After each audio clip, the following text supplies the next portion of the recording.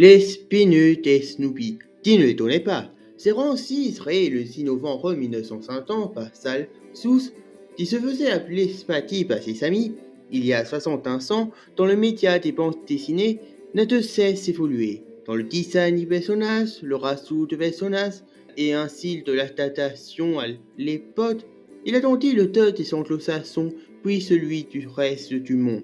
Ayant depuis 1965 des spéciaux à la télévision, produit par Millie Monteson et Bill Mellantes, et a fait salle sous risser les spéciaux. Suite à sa mort, le 12 février 2000, à l'âge de 87 ans.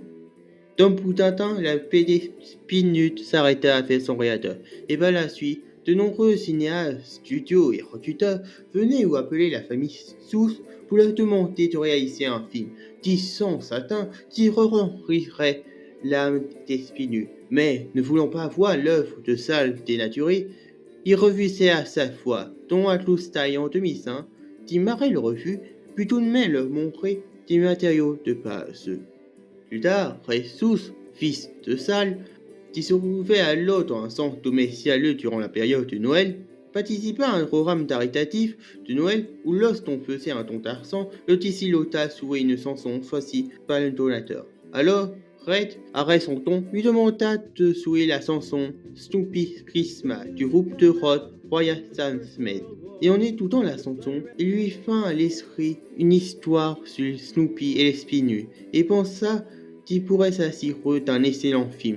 Il arrivait alors un scénario de base à partir de ce qu'il a visualisé, étant celle-ci, Sally Ron, fourroyée par le Sam de la petite fille rousse, nouvelle dans le tâtier et l'étole, cessera alors à devenir meilleur et alors un tagnant, file les fils de l'étude pour lui et la petite fille rousse, finit par réussir à faire voler son cerf volant, et finit par tanier l'attention et se fait une bonne masse auprès de la petite fille aux cheveux rousses.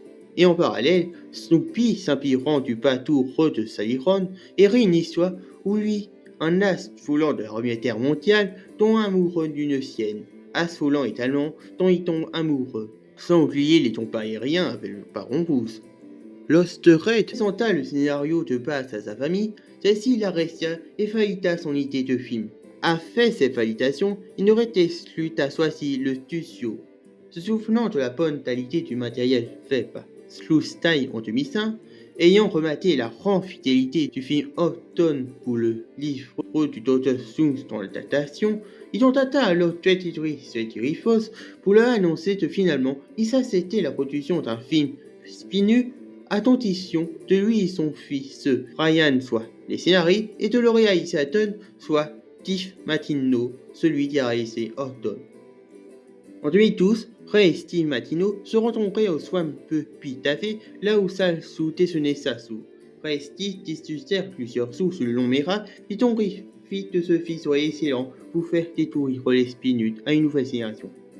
La production du film commença peu de temps après, lorsque Steve Martino eut fini de réaliser le film As de la Star. Le plus grand des films du film pour l'équipe de production fut de reconstruire l'univers 2D des Spinus en 3D. Alors, de nombreux membres de l'équipe allèrent au musée Sous, musée sur le travail de Sous sur les Spinus, et arrivèrent durant une semaine à dessiner les Spinus et appelaient cela Fan Pen University. Et tout cela dans l'objectif de cesser le style et la conception des Spinus et ainsi veiller à la fidélité du style red de film de Sous dans le film. Et comme des archéologues, ils allaient écluser les milliers de PT de Sous afin de relayer son style en 3D. L'un des problèmes du film est que Tom, l'ensemble des personnages récurrents des pays nus sont repris, dont Peppermint, Patty, Marcy et Ranklin qui fut mis dans la même méthode et autres personnages afin d'en laisser tout le long du film, l'équipe Buffy tue alors relayer certains d'eux en 3D. Pour le TOS, les sangs et les rats, il a suffi de créer un modèle de base, puisque le design était le même pour tous les personnages dans la PT et les spéciaux. Et pour le reste, il sut un ou plusieurs défis pour chaque personnage. Pour Sally Ron, la représentation de Sous lui-même enfant, un perdant, un loser, mais qui possède néanmoins un rang optimiste qui lui permet de se relever toujours, malgré ses C7, le défi fut le peu de cheveux qu'il avait, un seul.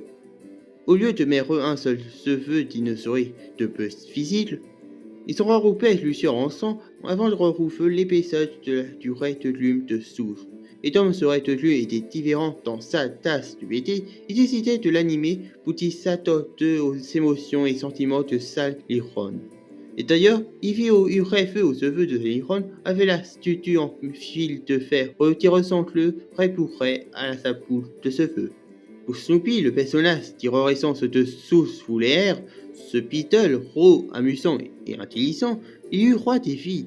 Il y avait la question de savoir tel Tissagneux était écrit, celui des années 60, 70 ou celui des années 80, 90. Il eut alors un compromis. En temps normal, il a fait le Tissagne des années 80, 90 et l'autre, il était fou et sans prix, il a fait le Tissagneux des années 60 et 70. Il y avait aussi l'enclassement de ses yeux, l'os de certaines poses, et c'était du même doté Tom Poupée Patouille.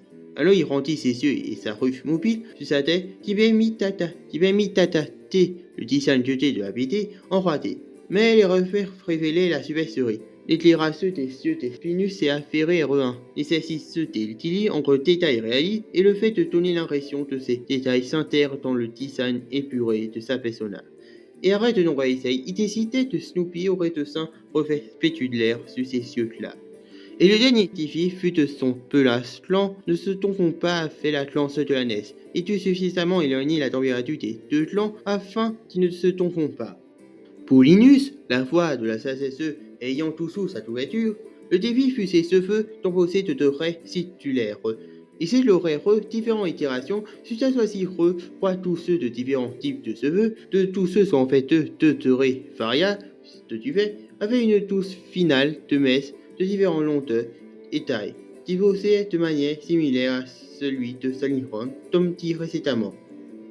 Pour Lucie, celle qui donne son affirmant à Saliron, mais qui l'aime tout de même, et veut l'aider à partir de sa vision du monde, le défi fut de s'assurer qu'il n'y ait pas la rance de ses cheveux tout sous dominante du côté opposé à celui où elle retate. Les chaussettes du modèle 3D de sa coiffure furent alors conçues de manière à ce que lorsqu'elle passe d'une pose à une autre, les chaussettes poussent et se mettent en classe pour suivre son retard. Il y avait aussi le défi lié aux cheveux des personnages. Vu en raison du volume important de leurs cheveux, ils s'ajoutèrent délibérément des cheveux ébouriffés pour donner pas l'aspect de cheveux en tasse et aussi pour souligner le rectitude de source. Et le dernier élément de la recréation des cheveux de Lucie fut de retirer le reflet du doté de ses cheveux lorsqu'elle est europhile. Pour Schroeder, le pianiste du groupe et fan de Beethoven, le défi fut son torse, qui lorsqu'il s'asseyait pour jouer du piano, son torse s'allonge et son dos à l'air reste s'asser, et qu'il est en porte-à-faux au-dessus du piano. Peut-on penser cela? Des tourments ont été ajoutés au rythme de lait du modèle 3D avant de permettre aux animateurs de faire passer le personnage de manière fluide d'une pose sans clématite à l'autre. Cela fait que la taille de son torse était augmentée lors du souhait du piano, mais il y eut une autre amplification liée au sentiment de tort, puisque debout il avait 6 paires de rayures noir et violet dans la BD, et dessus son piano il en a fait 9. Il fut hésité alors qu'il aurait 9 paires de rayures tout du long du film, et pour tâter une fluidité dans la transition en raison des rayures, il mélançait essentiellement 2 UV et il soutenait ainsi ne pas faire transition pour Schroeder debout et Schroeder au piano. Pour Sally, la petite sœur de Sally Roth et pleine d'énergie, le défi fut les sangles de ses boucles de cheveux, et posait un problème unique à résoudre. Était-ce vrai ou humain? Il les surnommait les tonnes, et l'autre il réussit à les mobiliser, il les rendit rebondissants, le tête pousse. Pour Peppermint Patty, le garçon monté et chef de petits affaires de Saliron au baseball, le défi fut là encore les cheveux. Pour rancer la centaure dans ses règles de cheveux, Letty a essentiellement créé des rideaux de cheveux pour le personnage en classant des espaces négatifs dans les messes de ses cheveux afin de réduire le reste de plume de source. Le second défi concernant ses cheveux fut sa forme emblématique au-dessus de son front en forme de ballon de football américain. Afin d'éviter les ombres nettes et contrastées qui auraient pu tomber sur son visage, tous ceux de ses cheveux en forme de ballon de foot américain seraient alors ouverts ses yeux. L'équipe du film a alors légèrement éclairci les sons pour tâter la clarté de son visage. Poupi peine, le tasson tout entouré de poussière, ce fut justement ce nuage de poussière le défi, puisqu'il fallait à la fois conserver le style de Sousse tout en faisant en sorte qu'il s'intègre pas au style du film. Étant le nuage était toujours en mouvement et suivait Pippen, il y aurait alors pour le nuage de poussière inscrit dit Tom récemment le squelette pour les modèles roidés.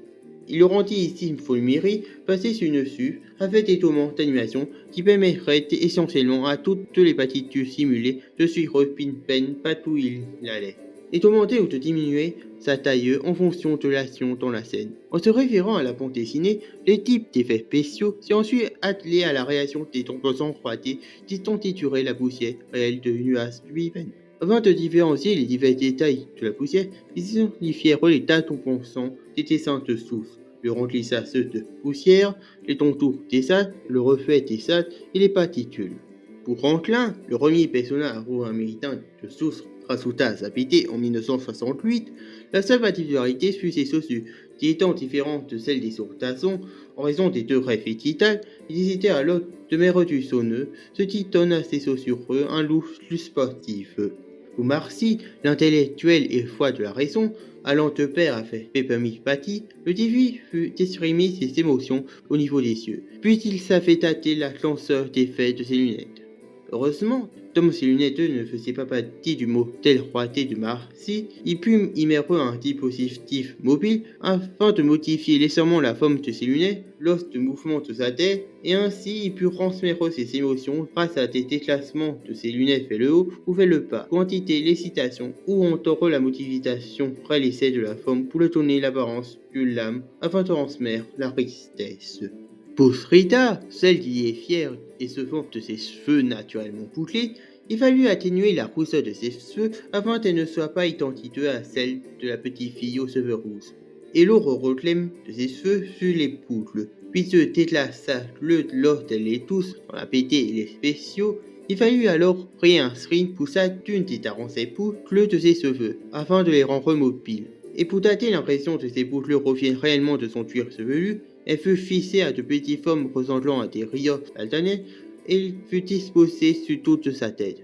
Ainsi, il datèrent le mouvement d'un rebond naturel.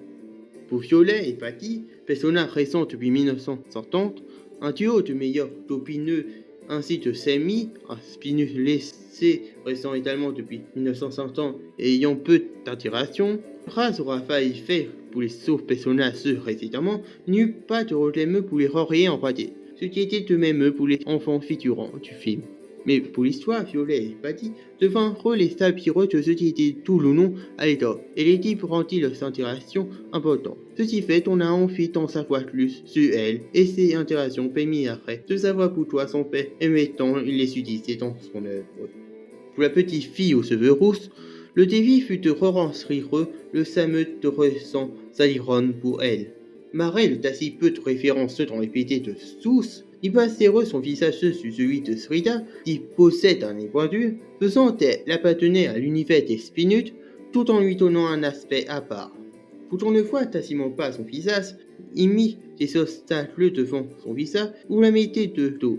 Et pour renforcer son charme, il lui donnèrent de petits mouvements très subtils où ses yeux se chauffaussent et poussent un peu plus lentement de les autres personnages. Et l'équipe décida alors de l'animer avec un peu plus de fluidité, comme dans le spécial Saint-Valentin. Ce fut un défi de lui donner cette race tout en restant fidèle au style d'animation du film.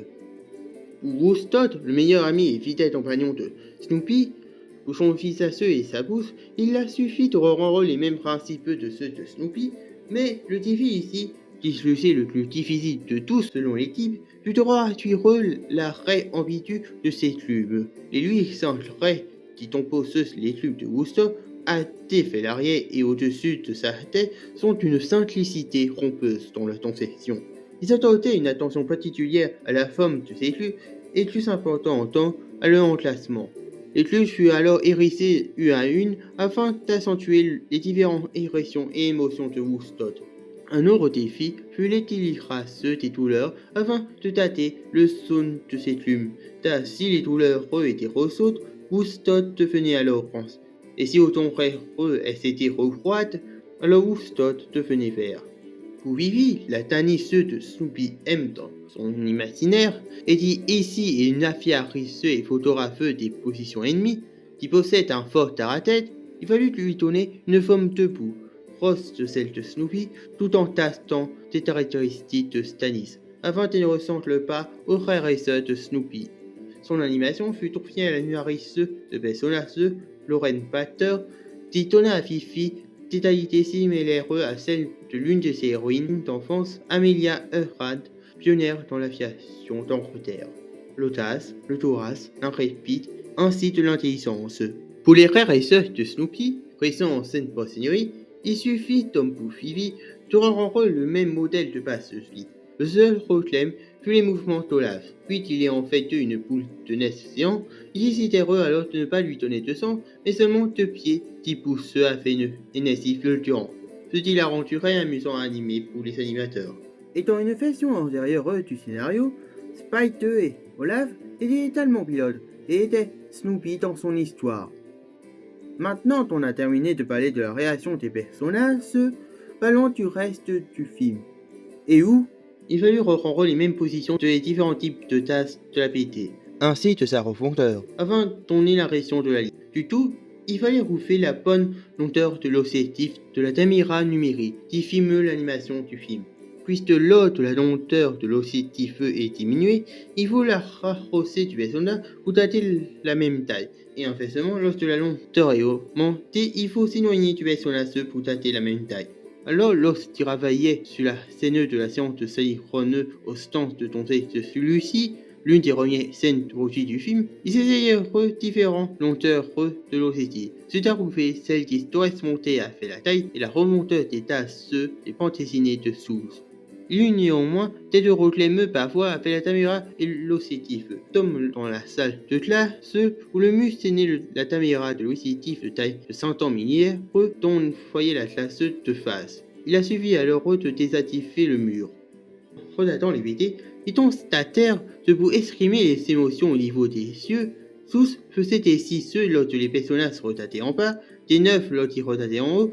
Il y avait aussi les réitérations, formés par les deux traits titulaires à côté des yeux qui étaient récents lors des moments d'émotion.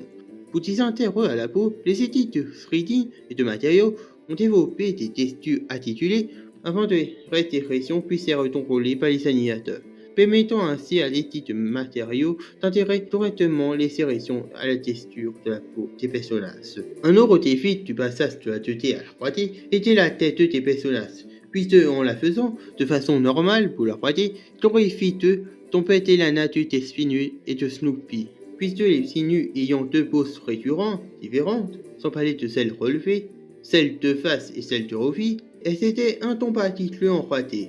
Il y aurait alors une transition entre les deux poses, mais on voyait alors le nez, les yeux et les oreilles changer littéralement de position. Alors, quand on ne voit pas la transition entre les deux poses, ils s'animèrent les personnages sur une image sur deux, ce qui fait tous images passe-ton, au lieu des fantas images passe-ton, qui est la nomme dans les sortes films d'animation 3D. Et ben voilà, ils s'étaient aussi animés sur une image sur 3. Ainsi, ils purent tasser la transition entre les deux passages sur revue et donnèrent aussi au film une fluidité d'animation comme c'est dans le Tom Motion. Un autre problème fut de savoir comment animer les personnages, notamment pour Snoopy où certains à sa fin des réactions différentes.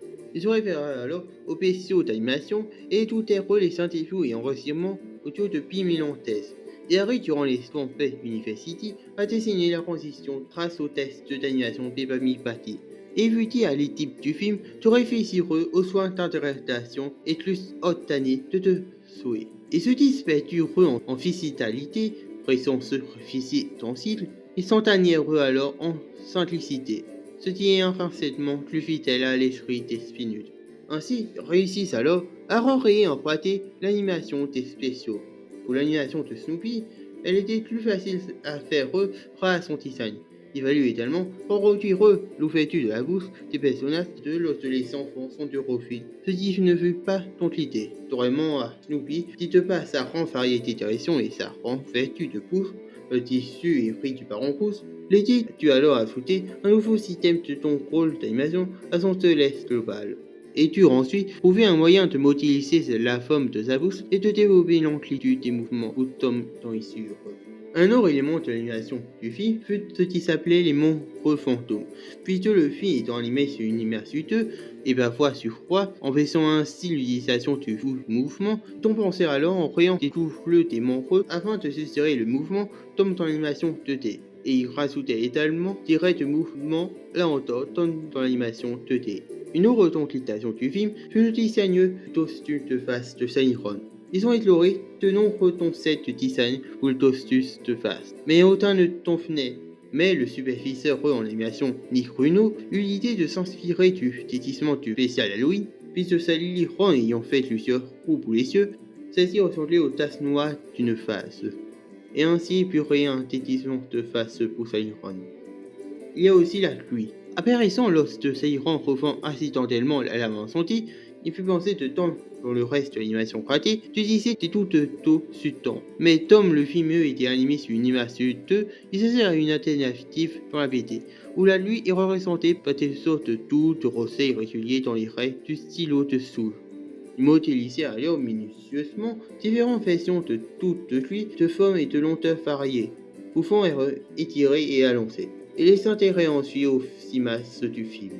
Un autre élément de l'animation du film fut que lorsque les personnages dans la réduction sont pris dans une scène guidée par Snoopy sur l'eau glacée, l'animation d'une image suite allait en transition avec la fluidité du mouvement de la scène. Il pouvait alors compromis en animant le mouvement de la scène en fin d'image par ce son et animant les personnages sur une image suite.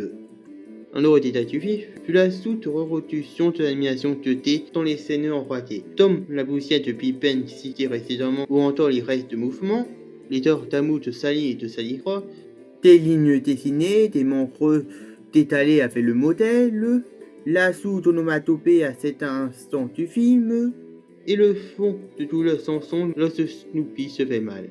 En parlant de Red Rayon, vous ressentez les tireux du baron pousseux et rerirez la même technique de l'effet spéciaux avec les couleurs qui sont ceux vous ressentez le son des tout feu et les raies ressentant les balles tirées. Pour ressentir l'imagination de Siren, il fut décidé d'y serait animé en 2D et sans couleur, comme dans la BD, avant de se distinguer du film. Le travail fut attribué à PC Ranfone, qui participera plus tard à l'animation du film Close. L'animation fut en fait sur papier et 5 lanceurs étant ensuite instantanés, un effet de sentiment fut alors obtenu avec ce choix d'animation du papier. Tous ces éléments repris de l'animation 2D ainsi que le travail pour reproduire la BD font du film un récurseur du sort de l'animation 3D combiné à la 2D, initié par Into the Spider-Verse 3 ans plus tard. Un autre aspect de la recréation de l'univers des spinus en 3D fut l'environnement. L'édit de reduction dut écluser des centaines de pages de BD afin de savoir comment créer l'environnement de façon fidèle à la source, puisque les personnages se portent l'ensemble des douleurs du bois de rayon douleur, les douleurs de l'environnement furent atténuées avant de mettre en valeur les personnages. Les arbres furent faits à partir de ce qui apparaissait dans la BD, ils étaient classés de façon méticuleuse, et pour la fin du film au printemps, il fallut s'assurer que les arbres du même clos et la même nuance de vert pour que le spectateur ne remarque pas de vert qui est différent du reste. Ce qui est du reste de l'environnement, il fallait qu'il y ait l'aspect intemporel, comme dans les spéciaux, à l'exception de tels éléments comme les dévonages savants, ainsi que la machine à écrire de Snoopy. Pour les tâches et ceux de la salle de classe, au style des années 50 avec l'aspect intemporel, lorsque les personnages étaient de profil, sa tâche avec sa CSE était espacée entre eux normalement. Et lorsque les personnages étaient de face, il fallut assouplir l'espace entre les différentes tâches afin de donner l'impression de profondeur. Aussi, parmi les succès du film, il y a le Tommy Spatler qui est référencé au Tommy de sous lycée étant enfant, et tout vient son surnom Spatty. Pour les véhicules, il y en a deux. Celui du pistolet, où les lignes des fenêtres ne furent pas symétriques pour réduire le raid de slume dessous, et pour le second véhicule, le camion de déménagement, où le nom de l'entreprise fut nommé Tarel les noms de famille de Limentesson et de Bill Mélantes en hommage pour leur travail sur les spéciaux télévisés des spinus. Pour les centres des personnages, il a donné des douleurs allant de pair avec les personnages. Pour les maisons du quartier, il aurait les variations des lignes du poids des murs extérieurs BD, et comme dans celle-ci, la sensibilité des enfants aux poignets étant variable, il fut décidé qu'elle soit accessible aux enfants tout au long du film. Tous les autres accessoires tombent ceux dans la centre de Saniron. L'équipe du film s'amusa plutôt à concevoir les différents affiches, fagnons, potis et autres accessoires pour ça c'est ainsi de tout fait tes livres pour enfants à la bibliothèque. Maintenant de séparer de la réaction du monde réel du film, parlons maintenant de celui de l'imaginaire de Snoopy dans la création de la Première Guerre mondiale. Celui-ci est beaucoup plus fantastique que celui de Saniron.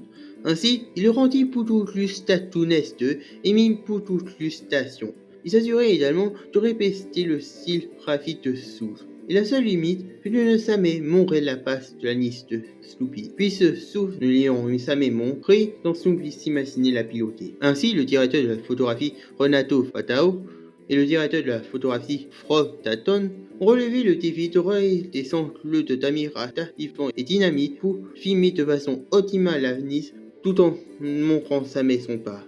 Pour le rousse de la Nice de Snoopy et celui de l'avion du baron rousse, il rendit celui de la Nice de Snoopy d'un pur rousse et celui de l'avion du baron rousse d'un rousse plus discret afin de les différencier. Il fut aussi décidé du fait de l'importance du rousse de la Nice de Snoopy, d'abat son peu taulier et l'avion du baron rousse, aucun autre recette ne serait rousse dans ce monde imaginaire pour renforcer l'importance de cette douleur. En parlant de la Nice, un examen attentif de la Nice de Snoopy révéla à l'équipe du film toute la richesse des détails des pisseaux, des lignes et du style qui ont contribué à sa conception. Pour la conception des avions, le département artistique se tourna vers Ray South, qui est un passionné des avions, et lui et son fils Ryan se serraient alors des modèles et fois-ci les schémas, auraient avoir effectué des recettes internet. Avec la fantaisie du monde imaginé de Snoopy, le département artistique purait des nuanceux de vin et de taches variées, mais à la voix simplifiée et obtenue, qui remplirait le ciel, pour donner au spectateur une réaction d'aisselle qui, contrairement à celle du monde de Saliron, offrait ainsi une profonde stéréotopie accrue, tout en conservant le reste de l'hume de South. Pour enrayer l'atmosphère authentique des vols d'avions de la Première Guerre mondiale, les animateurs ont utilisé les softwares tamels en vol des saropates des années fin avant de les reproduire. Pour la modélisation du Paris de 1915, l'utiliser des données CPS et s'utiliser une date de 1915 afin d'être fidèle à la réalité. Et pour les bâtiments, il reprit la signature haussmannien et fit alors 5 bâtiments de base et afin qu'il n'y ait pas toujours le même bâtiment identique dans le résultat final, un outil fut créé pour l'occasion afin de générer de nouvelles versions de chaque bâtiment lors de la modélisation de petites maisons, en ajoutant différents détails tels que des cheminées, des façades, des racines et autres variations subtiles au bâtiment de base. Et pour la tour Eiffel, qui afin de rester fidèle à la réalité, étant donné qu'elle eut des remotivisations en 1930, ils utilisèrent comme repère des plans et photos d'avant 1930. Ainsi fut réellement imagé de Snoopy. Avant de parler du son du film, je vais pouvoir plus rendre bonheur nos tacites, vous faites le récapitulatif des scènes iconiques des minutes qui furent réelles dans le film. Snoopy sur le toit de sa niece dans la production. Saliron qui Esso a fait voler son cerf-volant et celui-ci se fait bouffer par l'arme de cerf-volant au début du film. Saliron en tort se faisant déshabiller lors du retour à la balle de baseball lotissant Reneux à lancer. Marcel qui réveille les familles Patty appuyé sur sa table lors de la première scène en classe. Lucie qui sent son amoureux à Strauter poser sur son piano, à l'occasion du concours de talent. Les danseux des enfants lors du bal d'hiver. Saliron et Linus discutant sur le mur à la fin du film, et Saliron tombant sur le dos. Arrête Lucie et retirez le ballon. Maintenant, parlons du son, à commencer par la musique. Et vu s'asser au compositeur Christophe Pay, dit Tom de nombreux américains, rendit à fait les spéciaux. Pour les musiques du film, il s'inspira du travail de Fils Dorati, qui fit les musiques des spéciaux, mais ferait les musiques de façon plus orchestrale et serait un autre paysage. Parmi les musiques, il y a Snowden,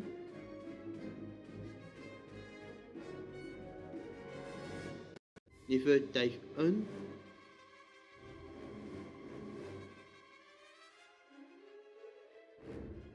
Does You Rain Baron,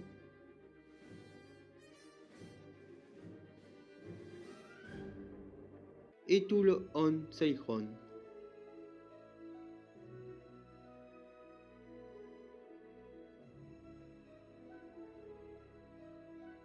Mais il ne mit pas seulement tes compositions à lui dans le film, il mit trois compositions de fils Tarati pour les Pétiaux, Linus et Lucie, Statine,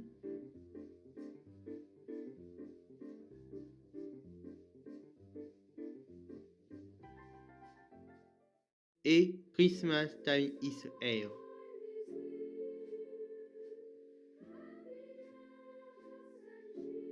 Il y eut aussi deux chansons écrites par l'artiste Meta Reynolds, Better When I Dancing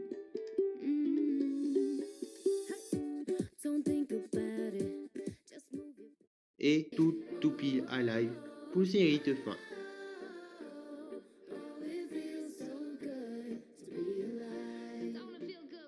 Maintenant, parlons de Toothless. Pour Snoopy et Todd, au lieu de rendre une autre voix de celle de Bill Mellantes qui est Toothless, ils utilisaient ces Toothless pour les spéciaux et au enregistrement audio avec la taureuse de sa famille pour le film. Pour les voix des adultes, de Mata Onman et de la mère de la petite fille aux cheveux rousses, comme pour les spéciaux, ce sont des ouin-ouin à partir de cuivre qui furent faits. Et ici, il fut fait par le musicien afro-américain Roy Ankou avec son trombone. Pour les sourds personnages, une directive fut sûrement donnée aux studios de toute la du reste du monde de ne rendre tous des enfants pour les voix, comme pour ce qui fut fait en VO. Ainsi, en France, où le doublage fut fait par Tupi Rosen, des habituels de la scène, des enfants aux alentours qui sont, pour la plupart, furent testés, dont certains qui continueront le doublage par la suite. Nous avons ainsi Ewan Lavigne pour Sally Run. J'espère que cet enfant n'a jamais entendu parler de moi. Peut-être qu'il ne sait rien de mes imperfections passées. Ce n'est pas souvent dans la vie qu'on a l'occasion de prendre un nouveau départ. Cette fois, les choses seront différentes. Paloma Soso pour Sally. Tu te rends compte, grand frère, c'est pas magnifique? Plus de lecture, plus d'écriture, plus de maths, plus de leçons, jamais! Aloïs Ataès Mathieu pour Linus. Madame, ce test reflètera-t-il réellement le niveau de savoir que nous avons acquis? Est-il juste, étant donné notre jeune âge? Oui, madame. Juliette Seto pour Lucie. Un joli visage? Un joli visage? J'ai un joli visage! Pourquoi mon visage te rend pas nerveux? Pourquoi t'arrives à me parler, Charlie Brown? Eyo Naon pour Schroeder. Je crois que je vois un piano. Pourvu qu'il aime Beethoven. Élise Le Poussito pour Pepami Patty. Je crois que je peux t'aider sur ce coup-là, Chuck.